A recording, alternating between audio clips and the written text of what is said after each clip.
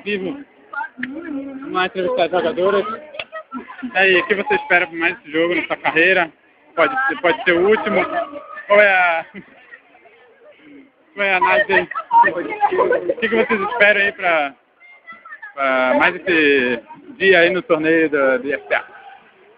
Espero que as meninas joguem com garra, né? A gente não treinou, nós estamos Tem preparados, com muita dificuldade.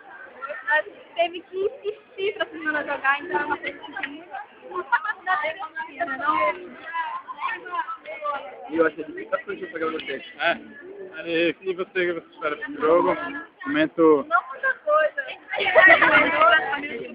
Aí. Você, a goleira. Goleira, e aí, o que você espera dessa atuação? Você treinou muito, como é que é? Como foi essa semana? Não treinou e aí? Eu passei com medo pra caramba que foi Natal, né? Não, tá doido, não. Segunda.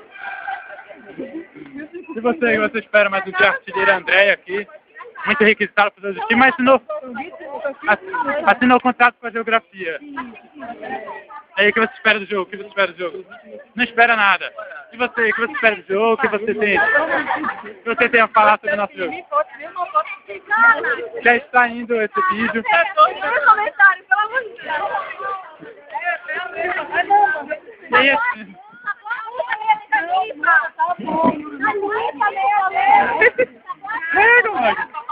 daqui a pouco ela quer tua camisa também.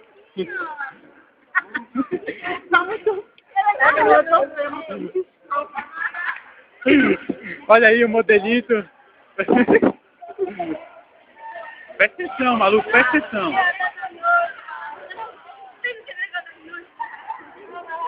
E aí, assistente técnico, como foi o treinamento durante a semana?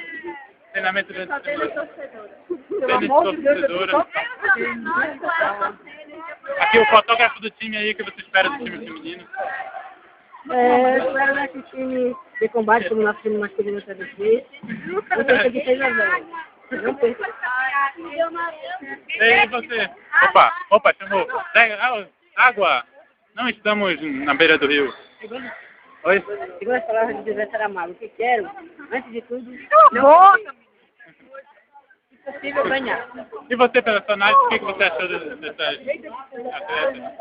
Olha ali o patrocinador do time.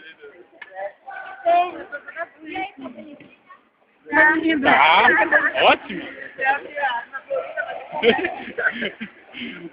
Tesouro! Tem momentos antes do campeonato do IFPA feminino, ali as adversárias. E aí, Jean, o que você espera do time feminino aí da geografia? Espero que ganhe. Que ganhe? Só isso? Só isso. Tá certo, então. Olha aí. Olha, a geografia serve antes de mais nada para ganhar torneio de futebol.